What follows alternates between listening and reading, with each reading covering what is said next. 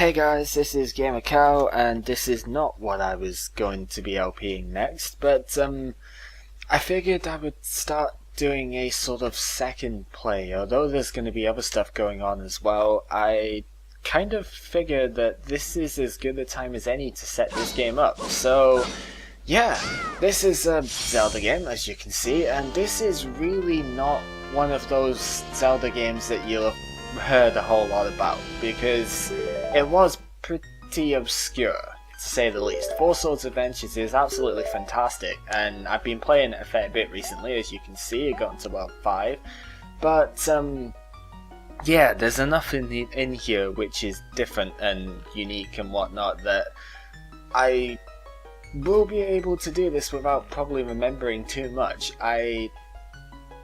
Let's get this right. I won't be playing this one as regularly as other LP stuff, but it's going to be one of those in the background type things. Probably this will get updated more when I can get people to do dual commentary for it and stuff. God, that did not sound right, but yeah. Basically, this is not going to be, you know, a regular thing, but it's going to get done because I really like this game, and it doesn't really seem like very many people know too much on it. Yeah, so you can read this, but basically there is about 8 worlds with 3 levels, 3 stage sets per world. You know, it's not quite the same as a normal Zelda, which is completely free roaming. There's set stages for this. However, those stages in general are pretty freaking huge.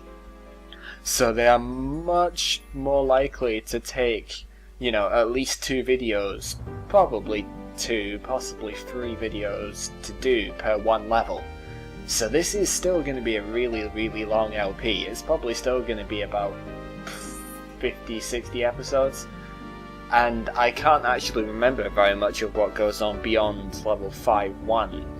I basically had a file that went from World 2, and I've been playing that the last couple of days to go from 2 to 5.1. Yeah, so I know what happens in there, and that's okay, but yeah, basically I didn't do the start again, so even now this is going to be different.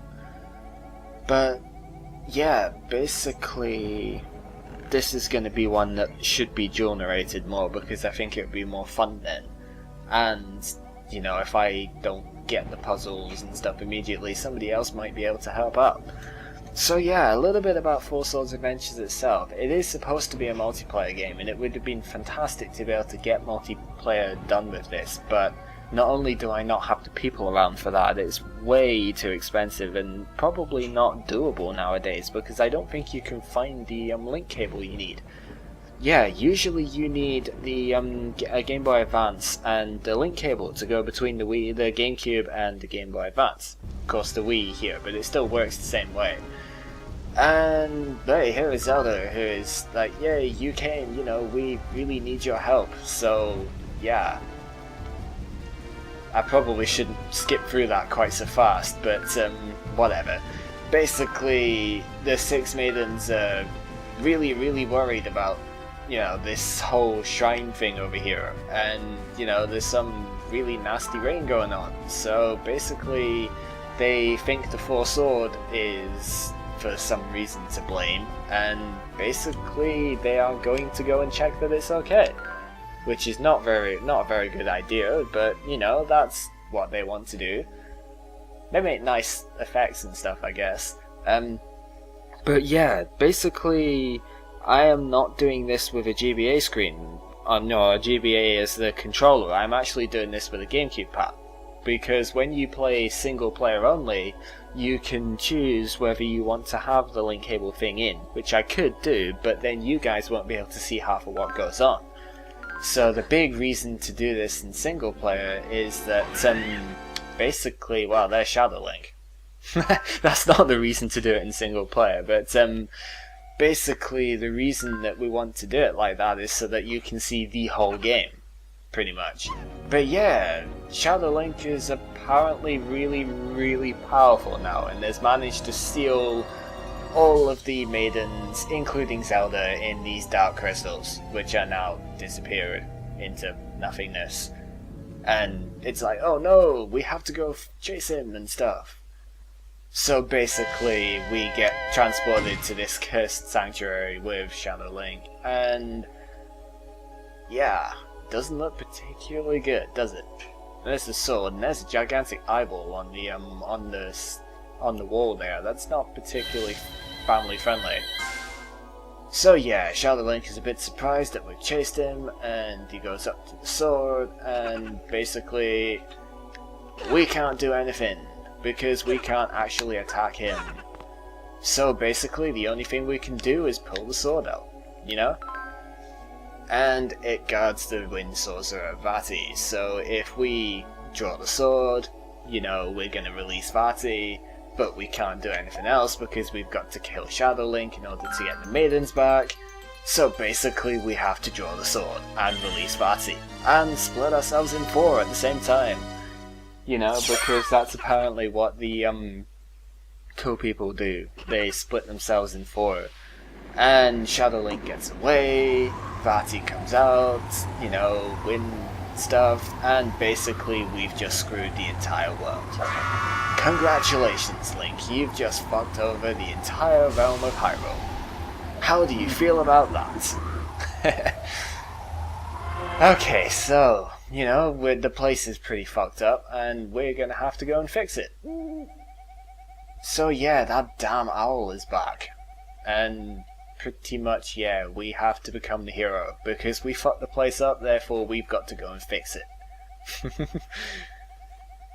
Yep, they've been taken by dark forces, and we've got to go and rescue them, blah de blah de blah de blah.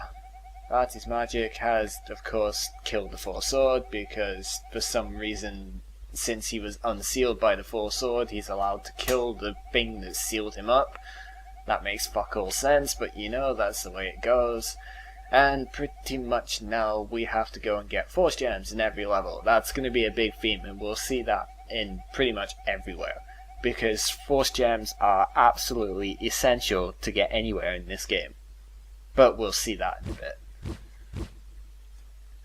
So basically, yeah, we have to go for the first level, and Jesus Christ, that was taking about 7.5 minutes to do. Whatever, this is going to be in 2 parts, and I don't really care.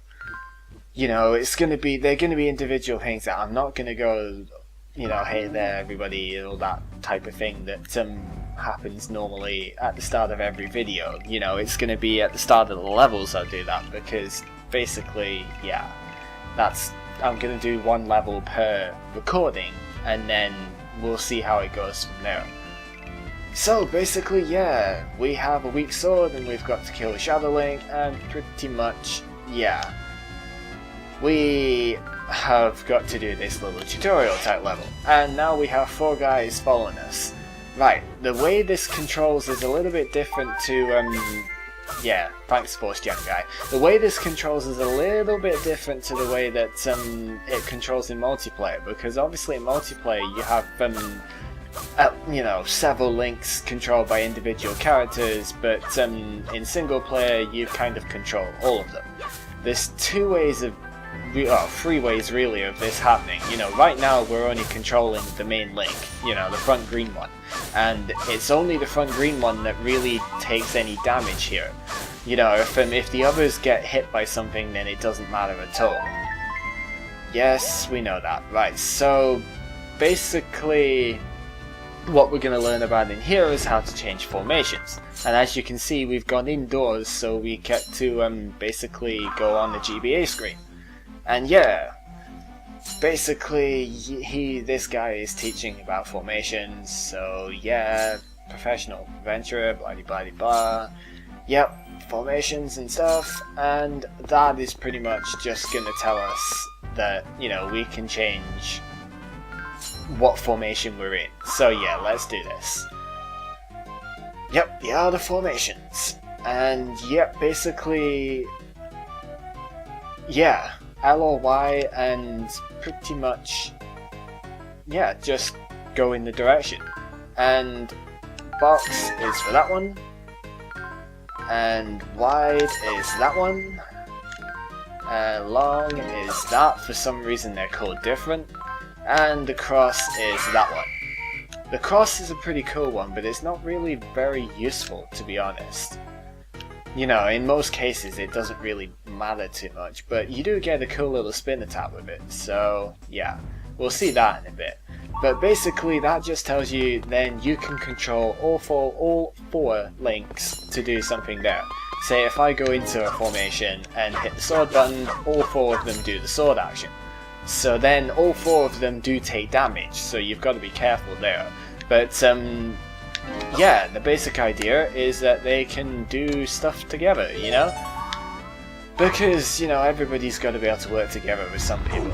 So yeah, basically with all four of them you can push this sort of boulder, you know, which you would not be able to push normally, and you can make it across. But you can also swim in this game, so let's just quickly see. Yep, there is 20 force gems over there.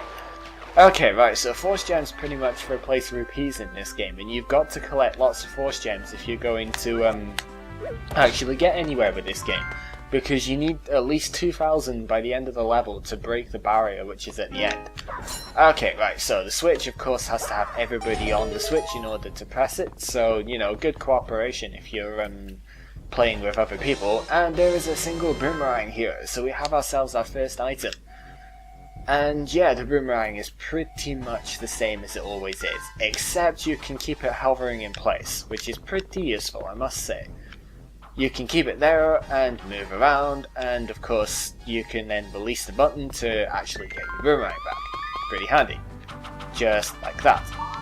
Of course, if you're in a formation, then all four of them can do the boomerang antics and stuff, and that is what we're going to see here. We're pretty much using all four of them to stun the Octoroks and get ourselves moving. So yeah, there is an enemy counter in this as well. As you can see, the more enemies you kill with your sword without getting hit, the more force gems you can get for it. Okay, right, so Shadow Link is a bit of a pain in the ass to hit, but if you're quick, you can get it. But of course I'm not quick this time, so I didn't get to hit it. Anyway, we need the key, and the obvious way of getting the key is to use the boomerang. So yep, in this game you have to physically lift the keys in order to get them to the doors. You don't store them like you do in normal Zeldas. And yeah, we got 100 force gems, which is pretty nice. So let's just open the door, because we can't really progress at the moment, you know? Yep, thank goodness, because the door got locked by the Shadow Link, so yeah. That's pretty mean of him, to be honest. So yeah, pretty much odd things are going on all over the place, and we need something else in order to progress. That guy, I think, is, yeah, basically going to do stuff about the Octoroks, which I have already done. And we can lift the big rock and find ourselves a new item. Pretty much the best item in the game as well. We have ourselves the fire rod. Yeah, the one disadvantage of doing this as a lone player is that you can only hold one item at a time. So it's pretty crap, actually, to, you know, you have to backtrack an awful lot sometimes to get particular items that you need. So yeah, basically we have ourselves the fire rod, and we can now burn stuff, because it's pretty freaking awesome. I mean, just look at this. You can shoot a normal fireball, or you can shoot a continuous stream. I mean, it doesn't look like all that much, but it's pretty freaking awesome, you know? Especially when you put it in formation and then you fire massive bursts like that. Pretty great, I must say.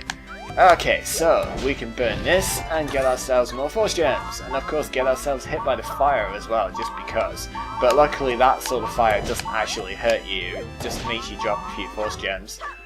Force gems and stuff, yeah. Okay, right, so we need to burn here, so that we can get to the rock, and basically the rock is going to open up a passage, which is what we need to do because we need to get down the other side. And I just realised I could have gotten those force gems with a boomerang before I ditched it. Oh wow, it's not that essential. Okay, right, so we hit the switch so we can get across and get 20 force gems. Why the hell not? Okay, right. Next screen it is.